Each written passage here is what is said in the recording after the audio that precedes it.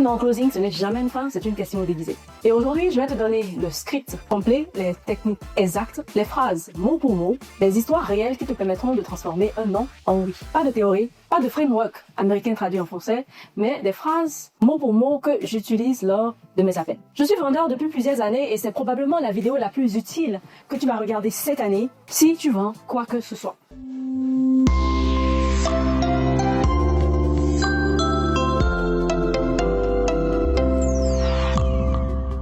Avant de te donner les techniques, il faut qu'on parle de ce qu'est vraiment un non. Parce que la plupart des causeurs débutants entendent non et raccrochent. Ou pire, ils insistent de façon agressive et perdent le prospect définitivement. Les deux réactions sont les erreurs. Et elles viennent de la même incompréhension. Un non n'est presque jamais un non définitif. C'est une de ces trois choses. Première chose, un non de clarté. Le prospect n'a pas encore compris la valeur, il dit non parce que dans sa tête, le prix ne correspond pas à ce qu'il perçoit. Ce n'est pas un problème de budget, c'est un problème de présentation. Deuxième chose, un non de peur. Le prospect a peur de se tromper. Il a peut-être déjà été déçu. Il a peut-être déjà payé pour quelque chose qui n'a pas fonctionné. Alors, il se protège. Son non, c'est « je ne veux pas souffrir encore ». Troisième chose, un non logistique. Il y a une vraie contrainte. Le conjoint, le timing, l'organisation, ce n'est pas un refus de fond, c'est un obstacle pratique à contourner. Quand tu comprends lequel des trois tu as en face de toi, tu sais exactement quoi dire et c'est là que commence le vrai closing. Alors, nous avons les phrases signatures. Voici les trois phrases que j'utilise sur chaque appel pour identifier et transformer le non. Phrase 1, le prix ou le coût. Quand ton prospect te dit c'est trop cher, la réponse instinctive de la plupart des closers, c'est de justifier le prix,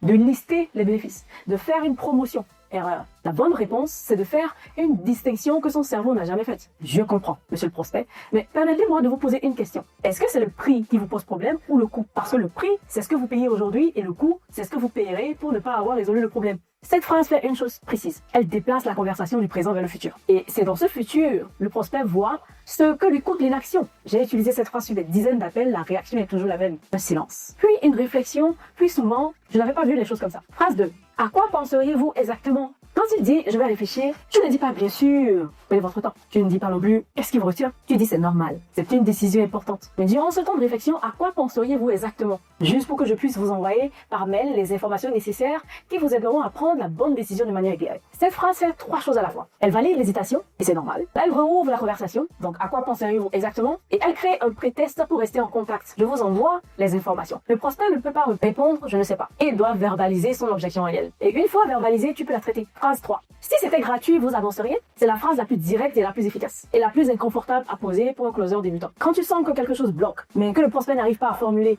tu demandes. Si le programme était gratuit, vous avanceriez avec nous aujourd'hui? Si la réponse est oui, tu sais que c'est le prix qui bloque vraiment. Et tu peux traiter l'objection prix directement. Et si la réponse est non, il y a autre chose. Un doute sur les résultats, une peur, une contrainte cachée. Et cette réponse t'ouvre la porte pour aller chercher la vraie objection. L'ancrage du quotidien. Maintenant, je vais te raconter une histoire réelle. J'étais en visio avec un prospect et il voulait rejoindre une communauté à $100 par mois. Et à un moment, il me fait « c'est trop cher, j'ai pas le budget ». La plupart des closers auraient baissé le prix ou proposé un paiement en plusieurs fois ou abandonné. Moi, j'ai fait quelque chose de différent. Je lui ai demandé « qu'est-ce qui est inévitable pour vous pour démarrer une bonne journée ?» Il m'a répondu sans hésiter « un café ». Un café? D'accord. Ça me coûte combien environ par jour? Entre 1 et 10 euros selon où je suis, me répond le prospect. Très bien, faisons le calcul ensemble. Sur 30 jours, si vous buvez un café à 1 euro par jour ou vous dépensez 30 euros par mois, si c'est un café Starbucks à 10 euros, vous dépensez 300 euros le mois. Silence. Est-ce qu'un petit sacrifice pour ces 300 euros pour rejoindre une communauté à $100 ne serait pas plus bénéfique? Parce que vous faites déjà cette dépense tous les jours, mais elle ne vous donne aucun retour sur l'investissement. Ce que cette technique fait, c'est ce que j'appelle l'ancrage du quotidien. Tu ne demandes pas au prospect de faire un effort supplémentaire. Tu lui montres qu'il fait déjà l'effort, mais pour quelque chose qui ne lui rapporte rien.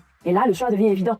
Comment appliquer l'ancrage du quotidien? Première étape, identifie une dépense quotidienne inévitable pour ton prospect. Le café, le restaurant du midi, l'abonnement Netflix, la cigarette, quelque chose qu'il paye déjà sans se poser des questions. Deuxième étape, calcule le montant mensuel ensemble. Fais-le à haute voix. Laisse-le réaliser le chiffre lui-même. Troisième étape, compare à ton offre, pas en disant que ton offre est moins chère, mais en montrant que la dépense qu'il fait déjà ne lui rapporte rien. Quatrième étape, laisse le silence faire son travail. Ne comble pas l'espace, le prospect doit arriver à la conclusion lui-même. Le reframe du soutien. La deuxième histoire que je vais te raconter concerne l'objection la plus commune après le prix. Je dois en parler à mon conjoint. J'étais en appel avec un prospect qui voulait créer son business de location de voiture. L'offre était à 2000 euros.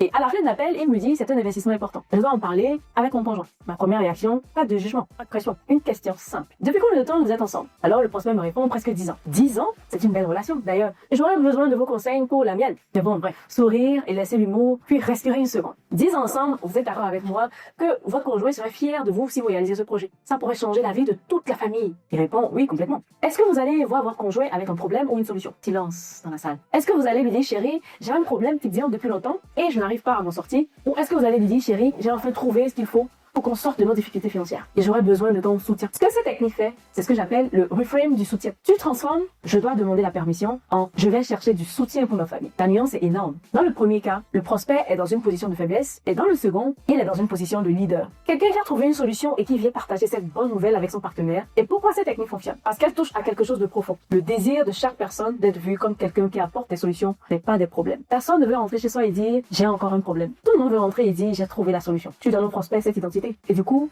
aller voir son conjoint devient excitant, pas anxiogène. Comment appliquer le reframe du soutien? Première étape, valider le conjoint. Ne le mets jamais en opposition. C'est important d'en parler ensemble. Deuxième étape, créer de la connexion émotionnelle, la durée de la relation, les projets communs, la famille. Troisième étape, pose la question clé. Vous allez le voir avec un problème ou une solution. Quatrième étape, reformule les deux scénarios à haute voix. Laisse le prospect choisir lequel lui ressemble. On vient de couvrir le script complet pour transformer un non en oui. Récapitulatif. Un non est toujours un de ces trois signaux. Clarté, peur ou logistique. Les trois phrases signature, le prix ou le coût. Pour l'objection budget, à quoi penseriez-vous exactement? Pour l'objection réflexion, si c'était gratuit, vous avancez rien. Ou isoler l'objection réelle, l'ancrage du quotidien. Comparer ton offre à une dépense invisible que le prospect fait déjà. Le reframe du soutien. Transformer je dois demander permission en je vais partager une bonne nouvelle. Ces techniques ne sont pas de la manipulation. Ce sont des outils pour aider ton prospect à prendre une décision qui va améliorer sa vie. Parce que vendre, c'est un acte de service. Si cette vidéo t'a aidé, like, commente et abonne-toi. Dis-moi en commentaire laquelle de ces techniques tu vas utiliser dès aujourd'hui pour mon prochain appel. Et si tu veux aller plus loin, rejoins Influence and Closing. C'est la communauté francophone où on travaille ces techniques en profondeur. Et pour y rejoindre, le lien se trouve en description. À très vite.